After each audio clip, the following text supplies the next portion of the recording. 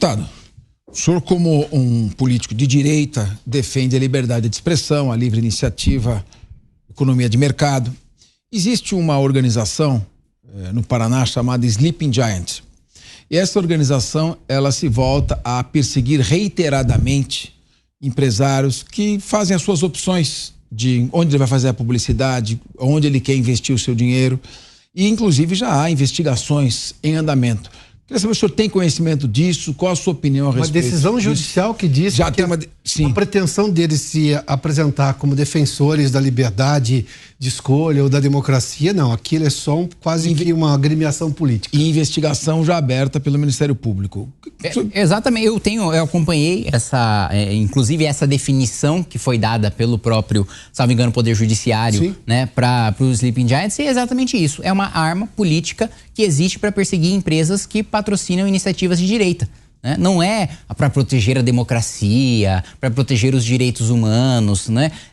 São as palavras mais bonitas que são utilizadas para os meios mais vis e mais cruéis, né? de destruição dos seus adversários políticos. E é exatamente disso que se trata Sleeping Giants. Não tem nenhuma preocupação com o Estado democrático de direitos, não tem nada disso. Né? Uma molecada de esquerda que quer impor a sua visão na base da força, na base do achaque em cima de empresas, ataque e boicote em cima de empresas que fazem as suas escolhas de financiar os programas que elas querem financiar, porque o público delas é de direita, ou às vezes nem o público pode ser de direita, mas pouco importa para a empresa se é ou se não é de direita, é o público-alvo delas, não interessa.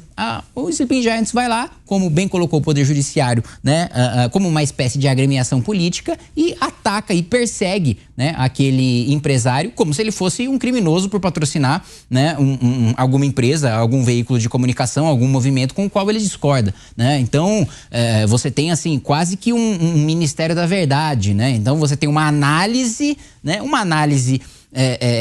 De maneira muito conveniente, parecida com a análise ideológica que o governo federal faz daquilo que pode e daquilo que não pode ser dito, dos adversários que podem e dos adversários que não podem existir, né? E aí, na prática, eles vão lá e tentam destruir as empresas e quem é financiado por essas empresas também, simplesmente, mais uma vez, entrando na nossa discussão de cultura do cancelamento, porque eles discordam, mas não conseguem rebater no mérito, não conseguem rebater nas ideias. Por que o senhor acha que as empresas cedem a isso? O senhor que é um político criado nessa efervescência da internet, qual é o medo que eles têm? Faz sentido esse receio todo? Olha, eu acredito que porque a maior parte, essas empresas, elas contratam agências de comunicação e a maior parte dessas agências de comunicação são tocadas por jovens de esquerda, jovens alinhados a esse pensamento. E aí, na hora de esquerda caviar. Na hora de assessorar, claro, bem criados, né? Sim. Na hora de... É o famoso rico culpado. Né? É Sim. Aquele cara, puta, nasci rico, preciso ser de esquerda. É uma espécie problemática. Nasci rico, não mereço. É a esquerda que nunca viu um boleto. Exato, nunca pagou uma DARF, né? O cara, puta, eu sou de esquerda, mas eu herdei um banco do meu pai, eu preciso ser de esquerda. Eu te perguntar se o deputado viu esse vídeo desse youtuber colocando um sósia do Luciano Hang sendo gravado com ferro na testa, depois um também do deputado Nicolas Ferreira. Esse foi do Nicolas, a gravação do Nicolas Ferreira, e dizendo o seguinte... O Luciano Hang foi uma execução à base de paulada. Exatamente. Isso. Com bastão de beisebol. A encenação de uma execução. Eu sou comunista, sou de esquerda e quem não pensa como eu não tem direito de se manifestar. Chegou a ter porque nós estamos vivendo a época das narrativas, né? Sim. Então, para a defesa da democracia, vale os instrumentos mais antidemocráticos que existem. Perfeitamente. Como é que o senhor vê essa questão, essa guerra de narrativas de uma ditadura tentando se apropriar de expressões como Estado democrático, direito e democracia? Mas é exatamente isso, né? O sujeito, ele usa a palavra democracia, a palavra direitos humanos. Eu sou um defensor de direitos humanos, né? Eu defendo a vida, a propriedade, a liberdade, né? Agora, quando a gente fala de direitos humanos hoje, a gente já pensa nas ONGs que estão lá para defender um criminoso que muitas vezes cometeu um crime e que a ONG está lá para ele não ser punido pelo crime que ele cometeu. Não para garantir que ele tenha direito ao devido processo legal, não para garantir que todas as garantias para qualquer indivíduo sejam garantidas a ele. Não, para criminalizar a vítima ou para esquecer da vítima e só para garantir a boa vida do criminoso. E aí a gente aceita, e isso eu acho que a gente não deve aceitar, a apropriação desses termos, né, e a relativização desses termos, porque nós de direita somos defensores dos direitos humanos. Quando um policial é alvejado, atira para se defender e mata, ele está defendendo o direito humano, não só dele, como da sociedade, né?